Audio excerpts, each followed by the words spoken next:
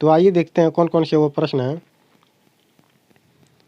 अभी तक जिसने भी गणित का ये पाई चार्ट का वीडियो नहीं देखा है, वह चैनल के अंदर जाके पाई चार्ट का ये वीडियो देख लें, जिसको हमने बहुत ही बेसिक तरीके से बताया है कि कमज़ोर से कमज़ोर बच्चा भी मैथ का पाई चार्ट का कोई भी सवाल आ जाए तो उसको छोड़ नहीं सकता है।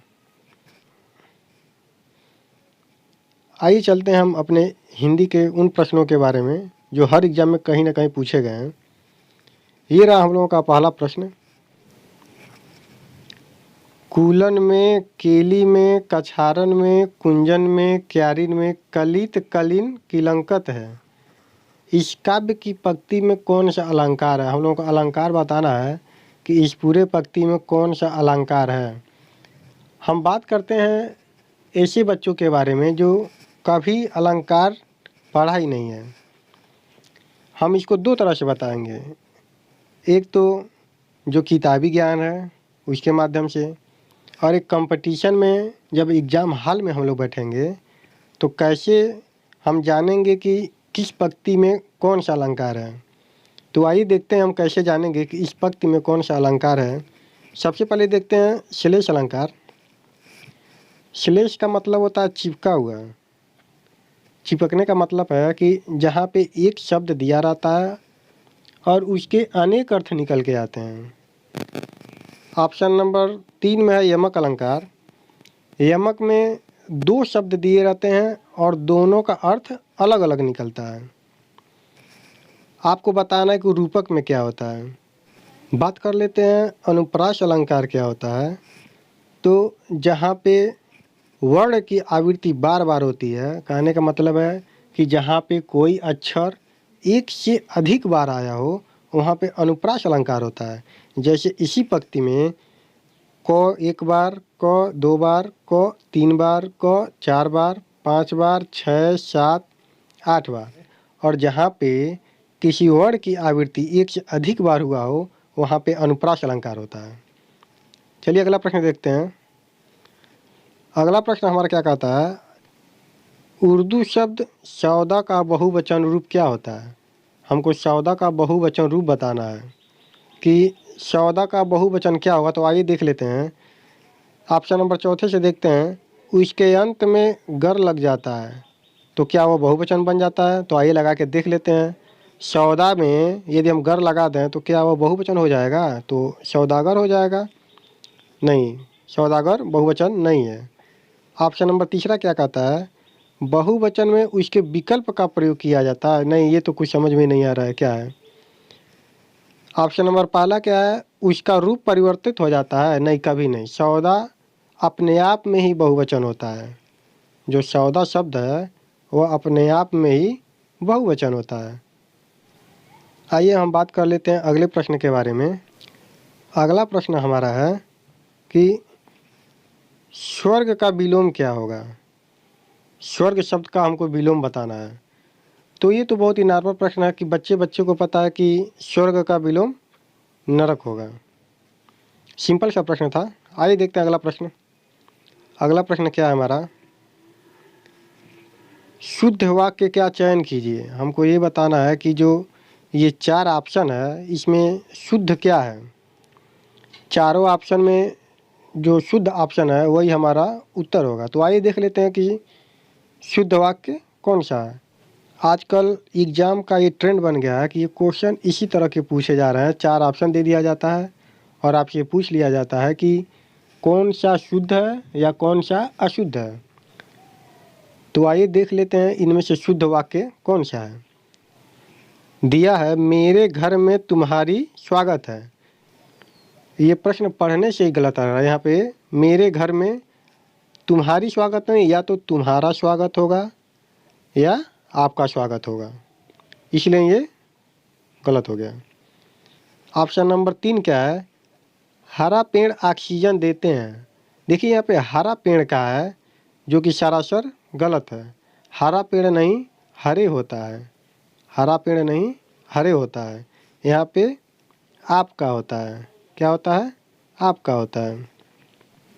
ऑप्शन नंबर 2 क्या कहता है, जंक फूड से मोटापा बढ़ती है। देखिए यहाँ पे इंग्लिश का भी प्रयोग किया है, जंक फूड मोटापा, या तो इंग्लिश में ही पूरा सेंटेंस दे दिया जाए या तो हिंदी में ही दे दिया जाए। यदि हम लोगों का ऑप्शन 3 गलत हो गया तो एक तो सही होना ही है। आइए पढ़ लेते हैं इसको भी।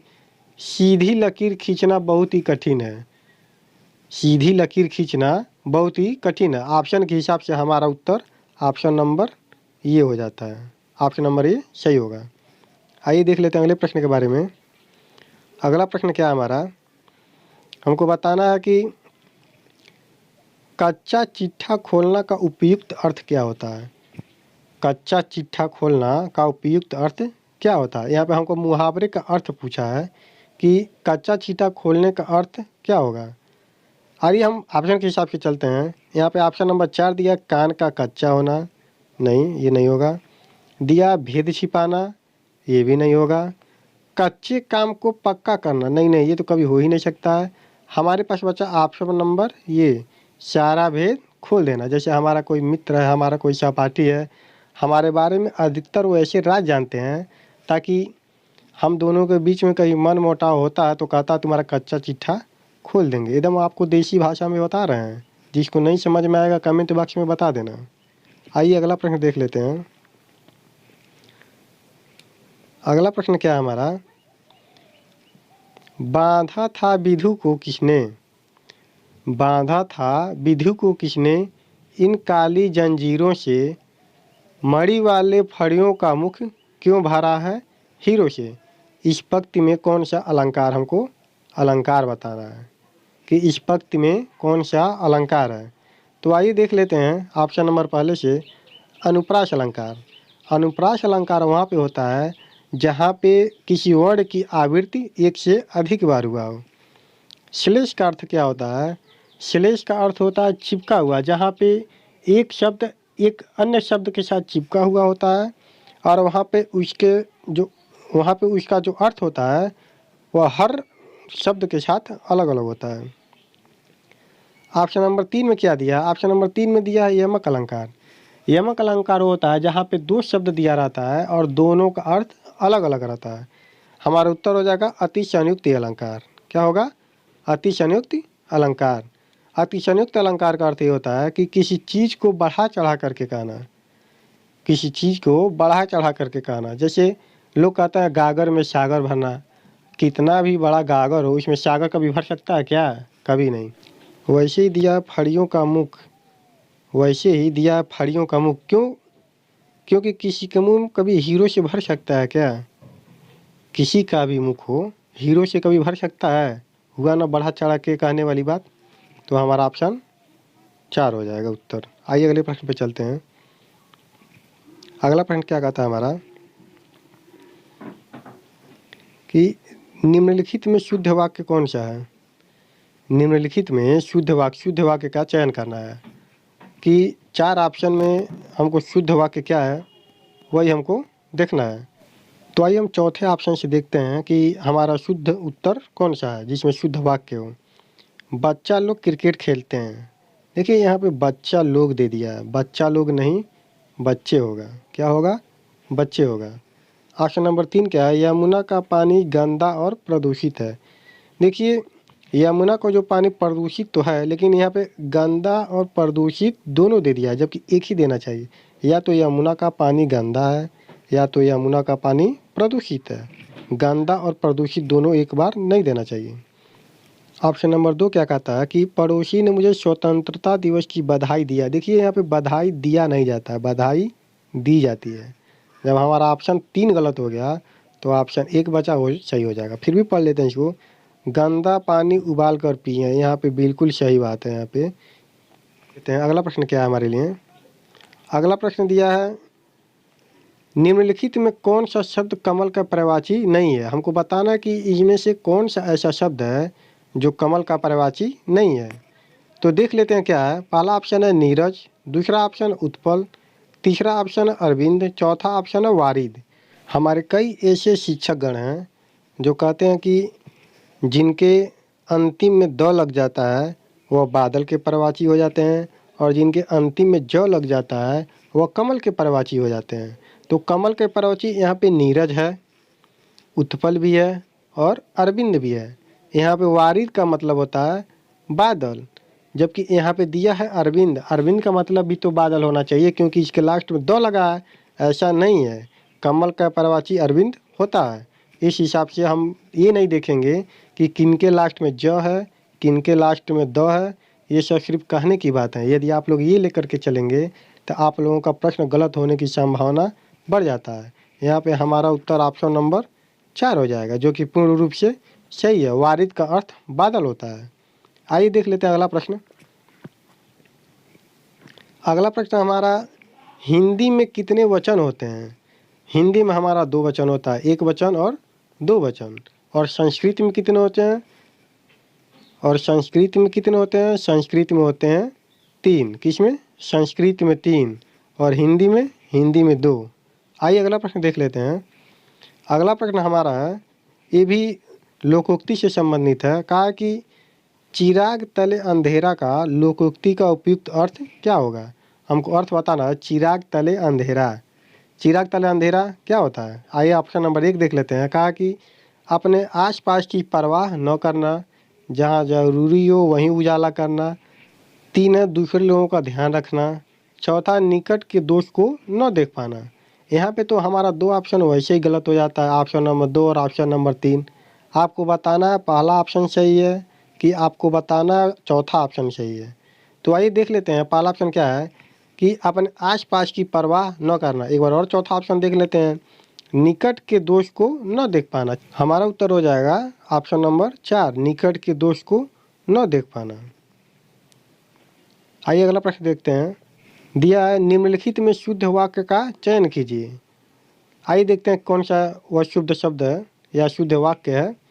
आयुष और ऋचा बाजार गई, राह चलते दोनों में तकरार हो गई। इस कहानी को एक स्त्री लेखिका ने लिखा है। बच्चे ने कहा पापा आ गई। तो आप लोगों के हिसाब से कौन सा ऑप्शन सही होना चाहिए? ऑप्शन नंबर 4 क्या है कि बच्चे ने कहा पापा आ गई, नहीं, पापा आ गए होना चाहिए। यहाँ पे गई गलत दिया है। इस कहानी को एक स्त्री लेखिका ने लिखा है। देखिए यहाँ पे स्त्री भी दिया है और लेखिका भी दिया है। लेखिका जब कह दिया तो लेखिका मतलब ही स्त्री होता है। लेखिका कहने से पुरुष जाति का बोध थोड़ी ना होगा, इसलिए हमारा ऑप्शन नंबर 3 भी गलत हो गया। आयुष और ऋचा बाजार गई, यहाँ पे बाजार गई नहीं, बाजार गए होना चाहिए।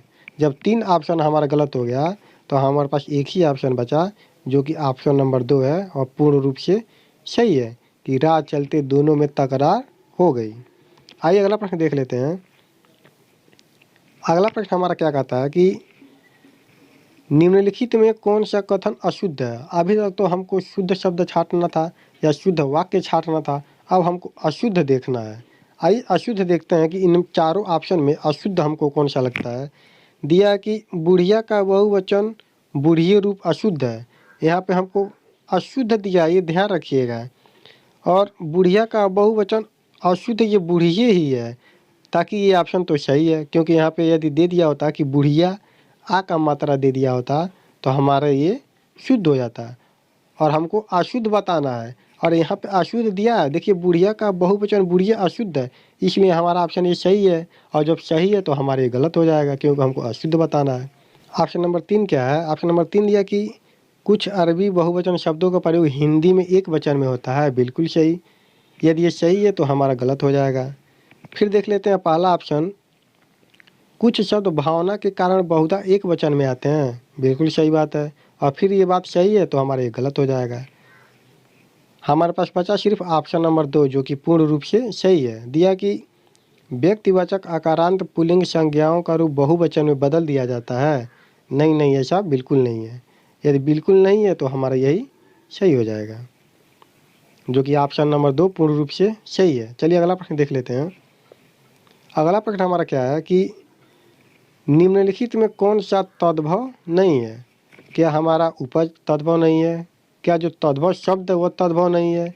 क्या ये उपला दिया है वो तद्भव नहीं है? क्या ये उबाल दिया है वो भी तद्भव नहीं है? आप लोगों को ये जान करके बहुत इंटरेस्ट आएगा कि ये जो तद्भव शब्द है ये अपने आप में तत्सम होता है। जो तद्भव शब्द है ये अपने आप में तत्सम होता है। और हमको बताना भी ये तद्भव नहीं है, तद्भव नहीं का है मतलब तत्सम है, और तत्सम हमारा ये तद्भव शब्द है। समझ में आया आप लोगों को? जो तद्भव शब्द है ये अपने आप में तत्सम शब्द है। आइए अगले प्रश्न पे चलते हैं, जो कि हमारा ये लास्ट प्रश्न है, और इसका उत्तर आप लोगों को कमेंट बॉक्स में देना है कि निम्न में से कौन सा शब्द तत्सम नहीं है। पिछले प्रश्न में हमने आपसे तद्भव दिया था, वो तत्सम था। इसमें आपको बताना है कि निम्न में से कौन सा ऐसा शब्द है कि जो तत्सम नहीं है। क्या वो पुष्प तत्सम नहीं है, क्या पूहु तत्सम नहीं है, क्या सुमन शब्द जो है वो तत्सम नहीं है, क्या जो प्रसून शब्द है वह तत्सम नहीं है। आप लोगों को इसका उत्तर कमेंट में लिखना है। और सभी लोग चैनल को क्या करना है, चैनल को सब्सक्राइब जरूर कर लें, और कमेंट बॉक्स में इसका उत्तर लिखें कि इसका उत्तर कौन सा होगा।